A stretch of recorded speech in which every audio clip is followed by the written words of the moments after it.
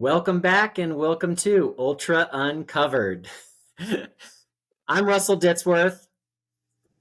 Okay, hello. I'm Corinne Shalvoy. And on today's episode, we're going to do something a little different. We're calling this Ultra Uncovered Outtakes.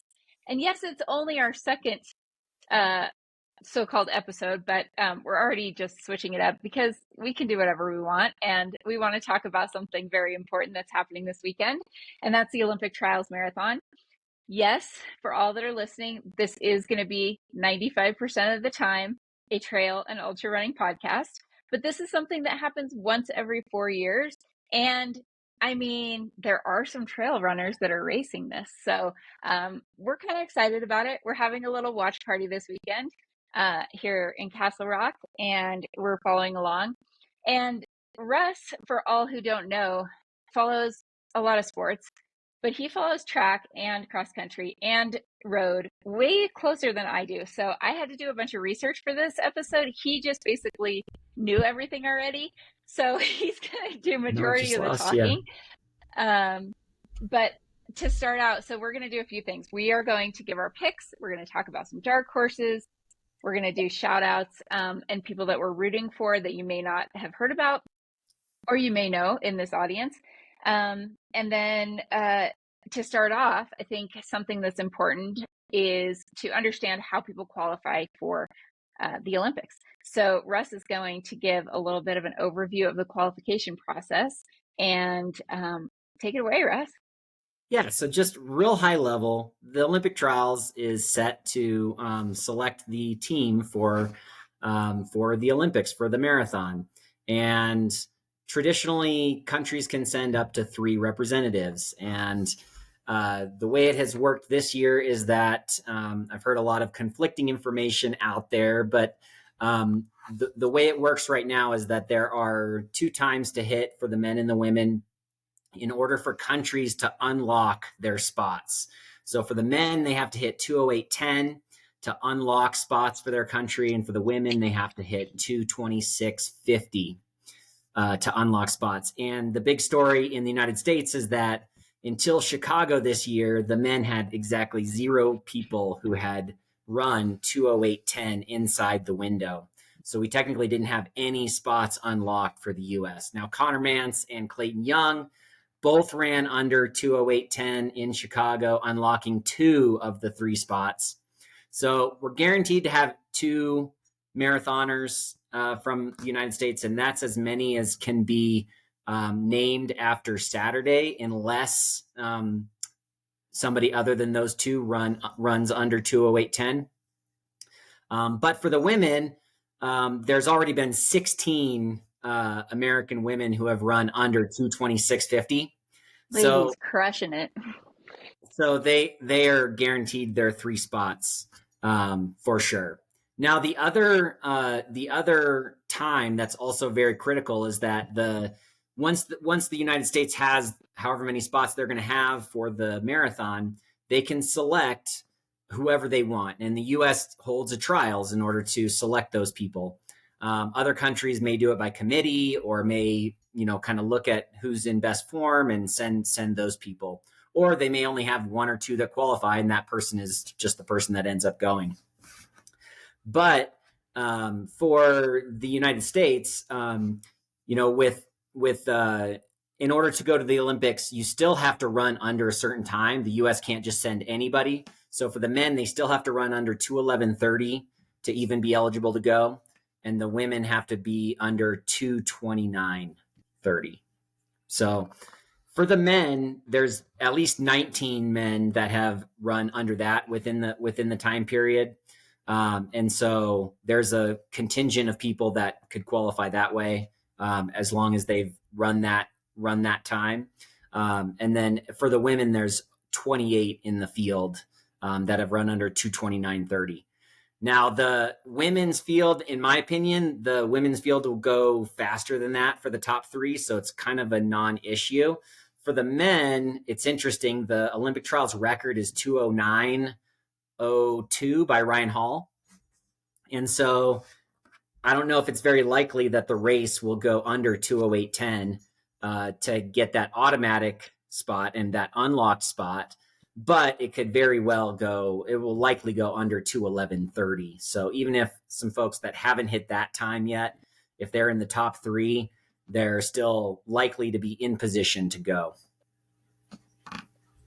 That's awesome. I was taking a bunch of notes. You just like came up with those stats like off the cuff. That was great. So just so I'm clear, the Olympic standard is the 2:08:10 for men. That is And the the Olympic 2:26 standard that unlocks spots for your country. Right. Correct. Okay. For men. So the men, there is a chance there could only be 2, but there's also a chance there could be 3 that go. Correct. Depending on what times we they have run. guaranteed 2 right now. And then there's a couple different ways. There's world rankings and some other things that are involved where that 3rd spot may unlock between now and April 30th. Okay. Very interesting. All right. And then the trials is happening in Orlando, Florida. They moved the time back to 2 hours earlier. It was originally going to be 12 noon Eastern. Now it's 10 a.m. Start time. A little bit cooler. Looks like, I guess the weather is looking like 60s to 70s. 60s to start, 70s to finish. So still fairly warm for running a marathon, but maybe a little bit better than it would be 70 to start, so that's that could be a benefit. Could be a benefit to some and could hurt some others. Okay. All right. So let's talk about some of the people. Awesome. I want to hear, so we're going to do picks, dark horses, and then some additional shout outs. Yeah. What order do you want to go in? Let's start with the women and go through all the categories, and then we'll do the same thing with the men. Okay. Let's do dark horses first for the women. Dark horses first? Okay. Yeah. Dark horses, then shout outs, then we'll do the picks as the last. Perfect. Okay. I like it. All right. So I have a few dark horses. I don't know if they technically are some of these women are, known incredible athletes. And so they're already I don't know that they're necessarily dark horses, but they might be dark horses in terms of the lineup here at this race for getting one of those top 3 spots. I mean, I think one of them is probably in some people's top picks, but I am going with 3 women who I know a little bit about. Des Linden. I think she's a dark horse because I think she's probably not a favorite, but I think that she's incredibly gritty and is a boss of a closer. And I think she's smart. So I think she could be somebody that ends up really eating up some of the carnage at the end of the race if that happens. And then I have Sarah Hall, who, both of these women, Des is 38 and Sarah Hall is she 40 or in her 40s? 40? I think she's Sarah Hall 40. just turned 40. Yeah. Just turned 40. Yeah. So being that I am 41, going to be 42 in June, I really appreciate the fact that these women are just breaking all of these barriers and glass ceilings of ages. Age does not matter, even in a race like the road marathon that, yes, is an endurance event, but it's also really, really fast. Sarah Hall's she's just an amazing person. I love her. I think she's awesome. Kind of love everything she represents. So I am picking her as a dark horse. And then also Jenny Simpson, kind of local, Boulder athlete. I don't know, training at altitude, running her debut marathon. Yeah. And sometimes being, running your debut, I think in an atmosphere like this, you just don't know what to expect. If you've been there before, you know how much it's going to hurt, you know how hard it's going to be. But if you haven't done it before, sometimes that's going to be an advantage. Go for it. Well, in the last two cycles, we've had a debut marathoner make the team. So Galen Rupp made it in 2016, and then Molly Seidel made it last time in 2020. So maybe a debut marathoner needs to be a part of the group there. Agreed. Okay, so who are your dark horses? I've got 2 that I wanted to call out that I think really have great shots that have had great success at Grandma's Marathon. So first one is a 2-time Grandma's Marathon winner, Dakota Lindworm. She's a Puma athlete. And, near and dear to my heart, a former D2 collegian as well. She's to your point, I mean, she's still seeded based on her time in the top 10. So can we really call her a dark horse? I think so, because I think there are some really clear favorites. And anybody that comes outside of that, I think would be a surprise. And I think Dakota would be a surprise Olympian, but I think she's got a really great shot. And then the other one that I want to shout out is a Northern Arizona elite athlete, Lauren Hagen. So she actually beat Dakota at Grandma's this last year. She's run 225, which I think is plenty fast enough to compete with what the paces are going to be at the trials. She's seeded number 13, so again, she's in that top echelon of runners for the trials. But I think she's got a great shot. And out of the group from Northern Arizona Elite, Lauren's running. Steph Bruce decided to run. Awesome. Kellen Taylor is running, and then defending champion Alphine Tuliamuk. So out of those four, I'm throwing Lauren as the dark horse. Nice. That's a heck of a group to be training together. And what happened to Steph Bruce? I thought it was like her final year. Just like doing the Tom Brady coming out of retirement. Had a baby, and then now she's unretired. So nice. Love it. Awesome. Okay, so how about some other shout outs and people that we're rooting for? I will start with just a few other moms, because I'm a mom, and I think it's super cool when moms are running in the Olympic trials. A few of those ladies are Sarah Hall, another, kind of not super young athlete. And she's just a boss. She's awesome. And then I would say also Kellen Taylor. So here we're talking about some of these folks that have been in the Arizona area.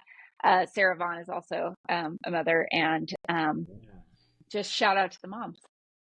Absolutely. I'll throw Molly Huddle in there too. She's a former Molly Huddle, and a new mom. So good. Perfect. Yeah. And then I have sorry, real quick. I have two others that I'm rooting for. One of them is Peyton Thomas, who is, a normal athlete. One of the two who ran a qualifier at CIM. Rachel Drake also ran qualifying time to be able to run in the trials, but she decided not to. Said she's going to line up at the race I'm doing next week, Black Canyon 100K, and try to go to Western States. But Peyton Thomas is racing, so that'll be really cool to see, just with that kind of field, like what she can do. If she can PR, that'd be awesome. And then gotta root for Des as well. She's in my dark horse, but I'm also rooting for her.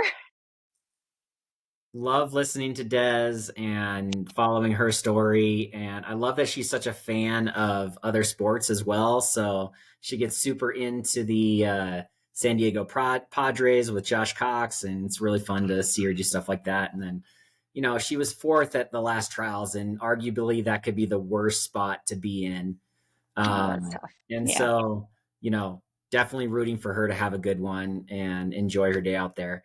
I'm going to throw a couple shout outs to some folks that are unfortunately not able to run the trials, who were pretty big favorites. And, this happens every cycle, and it's pretty brutal because this opportunity kind of comes once every 4 years. If your event is the marathon and your goal is to be an Olympian, this is it's like a, can you be your best on a specific day once every 4 years? So, Molly Seidel, who got the bronze medal in Tokyo and made the team in 2020 in her debut marathon, unfortunately had to pull out. And then another one that's really gutting is Emma Bates, team boss runner and great marathoner, has had massive success at Chicago. And I would have picked her to be on the team, I think, this year if she was healthy. It sounds like she's still back into training and gearing up for Boston, but I'm gutted for those two not to have an opportunity to run against the best at the trials. Yeah, that's gotta be just heartbreaking. There was one other person who also backed out, Susanna Sullivan. Yeah, withdrew just here recently. So that is got to be like so difficult to handle from a mental standpoint. But yeah, we're sending love to all of them. Hope they're doing okay. And they could all come back for another cycle. So, yeah. That's right. Okay. Top three. Top three ladies. So I will start with number three. Kind of a wild card here, I think. I don't know. I just think she's cool. And I think she's gonna do awesome. I just have a feeling. Nell Rojas. So Nice. I have her in the third spot.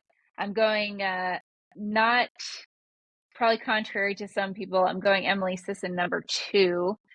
Okay. Emily DNF'd in Atlanta. Think she's pretty hungry and she's been just like on fire and has been throwing up some insane times lately. So I've got her number two. I think she might lead the race for a lot of it, but I'm not sure. I think she's going to fade back to second. I could see And I that. think, You could see the whole field keying off of the American record holder. So yeah, yeah, yeah, for sure. But then someone else who we mentioned earlier had also run a American record at one point, Kira D'Amato. Um, I mean, I don't know. I just think she's going to win. I think she's awesome. I think she's kind of primed to have just yet another like breakout kind of performance. And she's had a really consistent training, and she puts everything on Strava, which is really funny because it's always like jokes and dad jokes and stuff like that. But it's also just looks like it's been a lot of really, really good consistency over the last 6 months or so. for sure. So I'm going Kira D'Amato for the win. I love that. I've got a very similar lineup for my three. I've got Kira D'Amato in third. I took a wild card and I put Sarah Hall as a second place finisher. She's really been Nice. keying in on this race, hasn't been racing as often as she normally does. And I think that she's going to be really dialed for this race. And then I have Emily Sisson winning. So I took the heavy favorite here for the event, and I do think that the race will key off of how she paces things out. But I don't think you can go wrong having the two most recent American record holders in your top three for the marathon. So sounds great Yeah. to me. What do you think what do you think the winning time is gonna be I think the winning time is going to for the be women? 2:24 is my guess. I don't think they're going to go through. I think they'll go through half a little bit faster than that, and then positive split for Okay. for the finish. So we'll see. I don't think anyone's going to take it out faster than maybe 72, 73 minutes. Nell actually, she's a really aggressive runner. Maybe she goes out and does it, but Emily Sisson doesn't have to have A+ day to make the team. So I don't Mm-hmm. see her taking it out and running near her capacity through half to try to break people or whatever. I see her just running smart, running with the pack, and then doing what she needs to do at the end to make the team. Nice. All right. Good stuff. We're moving on to the men. Yeah, let's move on to the men. Okay. So dark horses, and again, I usually follow with women more closely than the men. So That's okay. I do know a few of these guys. But I would say that a couple of my dark horses, I know a decent amount about CJ Albertson. I think he's a dark horse, but I think that he could do something big. Um, Definitely someone who has extreme training, maybe unconventional, maybe just like massive volume, and just, he just does some wild stuff. Does he coach himself? Do you know? He does coach himself. He Okay. also coaches a college team in Clovis, California, and Okay. he's kind of the marathoning can be sort of like, oh, we know the strategy here. Everyone kind of does the same thing.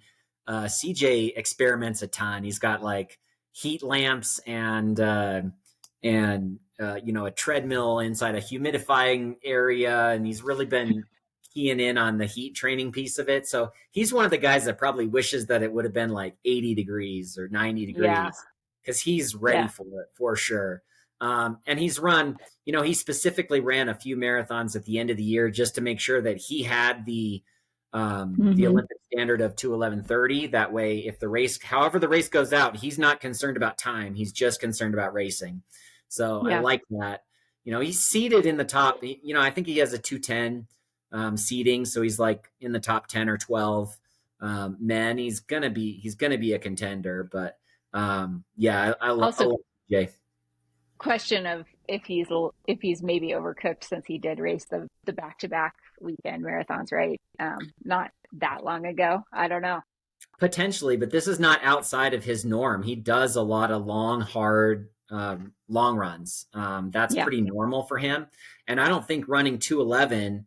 I don't think that was at his limit. I think he was trying to run those times. So he won CIM, which I don't know if that made a difference. If he could have run an official time there for the Olympic standard, but definitely the one in Mexico, he got just under it. So, Yep. and he, And then well, I have one other dark horse, but again, probably not really a dark horse, but maybe not somebody people are thinking is going to win the race. I have Paul Chelimo. So, love that pick. um, He's another yeah, marathon debut, so you can't say he's a yeah, favorite if he's never run a marathon. but has just, yeah, amazing 5,000 meter and 10,000 meter. His 10,000 is 27:12. Yeah, I think it's who knows, but might do something wild. Um, so yeah, debut going with Paul for dark horse. That's great. I also had Paul Chelimo as a dark horse, so I won't Oh talk about shoot, him. okay. You But could talk more about him. I didn't talk that much. and other than one of my favorite memories of Paul Chelimo is him basically fighting the entire Bowerman Track Club at the U.S. Championships, and pointing at them and making them lead and do some different things. And he had some good battles with Lopez Lamong, and so running needs more of these these rivalries, right? So Yeah. it's fun to follow. The other name that I'll throw out, and again, this guy's seeded number 7. He was on the world championship team that went to Budapest. So is he really a massive dark horse? No, but he's also not like one of the heavy favorites. That's Zach Panning. He is a Hanson's Brooks athlete, so trains out in Michigan with Keith and Kevin Hansen. He ran amazing at Budapest, just moved his way through the field, and that was a hot race. So I think that benefits him here as well. And some of the training runs that I've heard him do have been like incredible, like tempo 16 mile at 4:47 pace, and typical like Hanson's marathon simulators, like 2x6 mile averaging 4:40 and 4:41 or something like that. So it's just like he seems very dialed and very fit.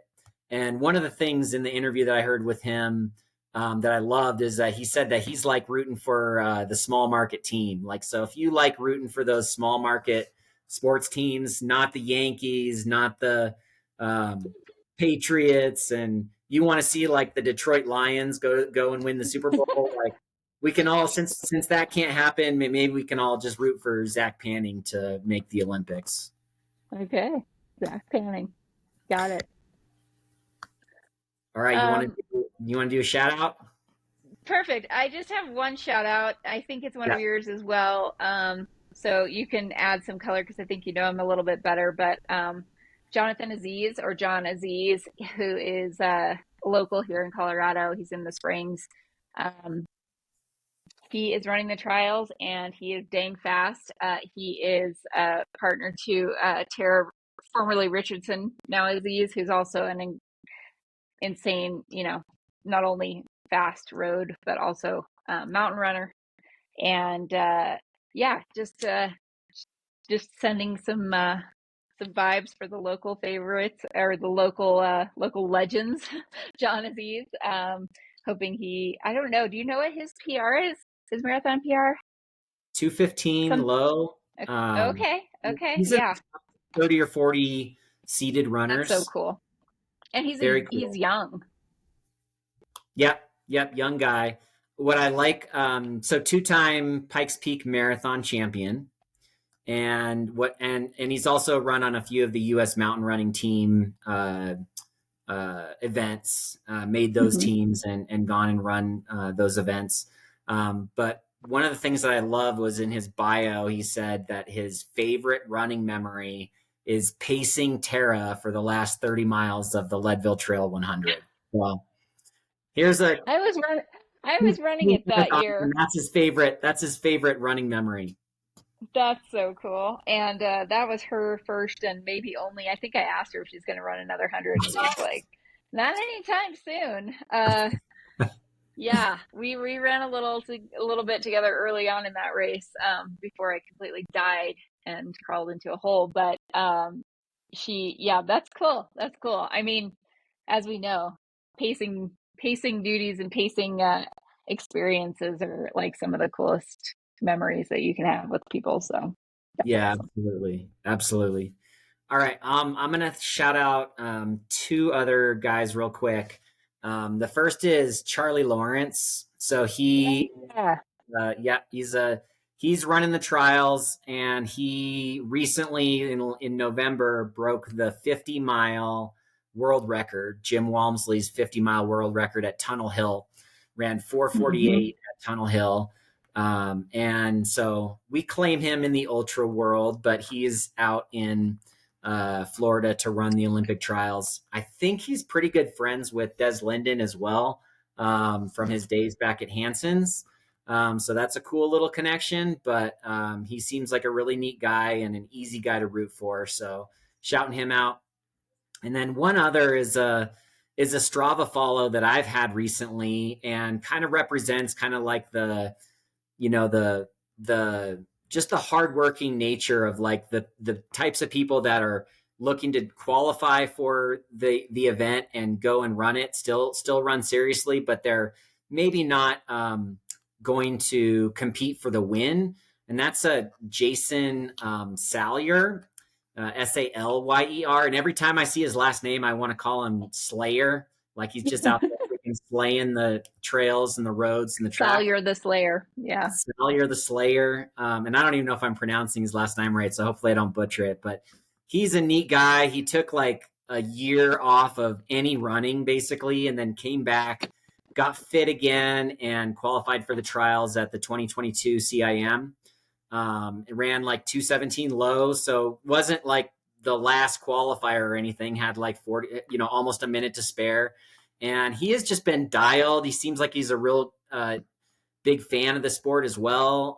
According to his Strava post, he's just an awesome follow. So shout him out and rooting for him on Saturday. Nice. All right. Men top three. Um, I will start. So in third, I don't think he's the fastest person in the field, but I think that he is tough. And I think that he really, really wants to make this team. So I'm going Scott Fauble. Burritos for Nice. the win. Scott Fauble in Yes. third. Yeah, he's with Nike now, right? So maybe he's got some He's with Nike, and the lone male boss babe for Team Boss, team boss. coached by Joe Bosshard. So he's the only Okay, male member of the group, but um, that's cool. affectionate, affectionately, Maybe some of that female wisdom of his training partners will like have rubbed off on him, and he'll actually like run really, really smart. Well, he runs smart anyways. He really does. He that's tends his to, MO, is running smart and then chewing people up at the end of races. Um, yeah, he's finished top American at Boston and New York multiple times. I think it's his time as well. So who else do you yeah, have on your cool. list? Okay, number two, I'm going Leonard Career. Okay. You know, I'm just veteran. I think I don't know. I think in He these kind of finished the dreaded situations, fourth. He finished the dreaded fourth position at last year's trials. So last time. see, and that does not make you any hungrier than there's no other way to get like more hungry than being fourth at the last one. And I think that just kind of the veteran experience. And then, I don't know. I think Galen Rupp's gonna win. I just think he is. I don't know. I think he's probably like, if we were on a fantasy free trail, like he's either a win or a DNF.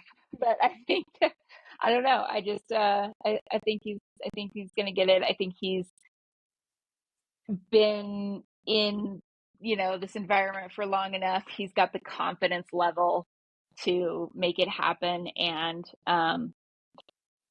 I, I don't know that he's the person that I would pick that I would want to win, but I think he's going to win.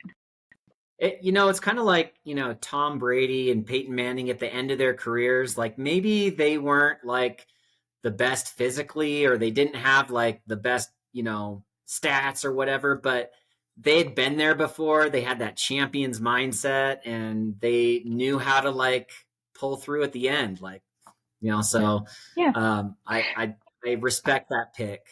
Okay, I you actually respect have, it, but you know that it's completely wrong. So tell us who's actually going to do well in the men's all field. right, I'll go in reverse order too. And for a lot of those same reasons, I have Galen picking up that third spot and fighting Okay. for it to get Okay. it. So I do not think he's going to win. I think he's going to be pretty far off of the top spot, but I think he's savvy enough to find his way onto another team, a fifth Olympic team.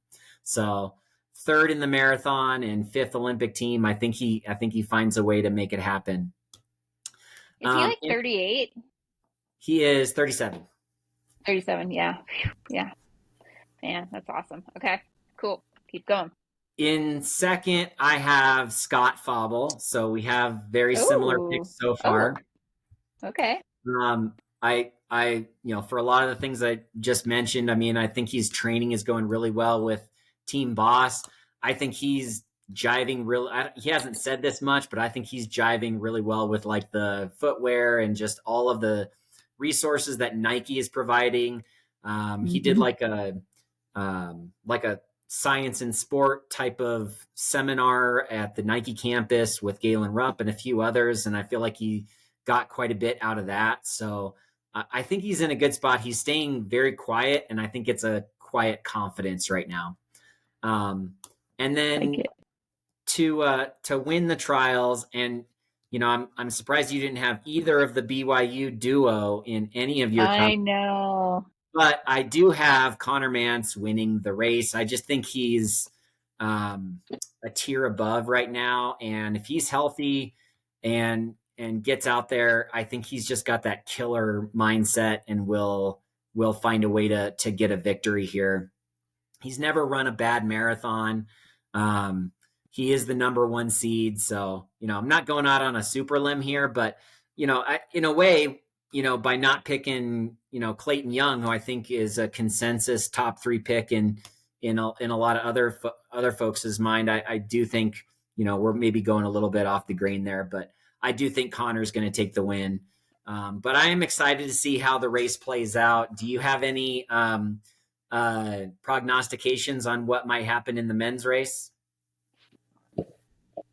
Well, I think similar to ultra running, it's probably going to go out too fast. Too Yep. fast.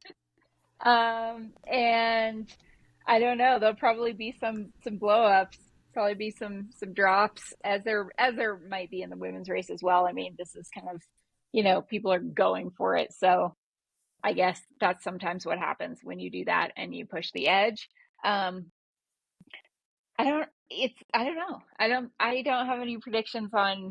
Yeah, I think Fauble's gonna, move up in place a few places toward the last few miles. Other than that, I don't know. I think it'd be really cool to see just some really, really close times at the very end. That'd be super exciting. I think it's going to happen that way because I do think it'll go out fast enough. I think it'll go out fast enough through half to where 2:08:10 is possible. So I think they're going to go through in 63, maybe high 63, something like that, to make, because if you finish if your name isn't Connor Mance or Clayton Young, and you want that third spot, the only way to guarantee it is to run 208.10 in the trials, Yeah. to Yeah. make sure that that third spot is there. So I think a lot of the distance crew from Colorado Springs, Leonard Courier, Sam Chalanga, Paul Chalimo, all of those guys, Shadrick Kipchurcher, all those guys are going to go out hard enough to make that possible.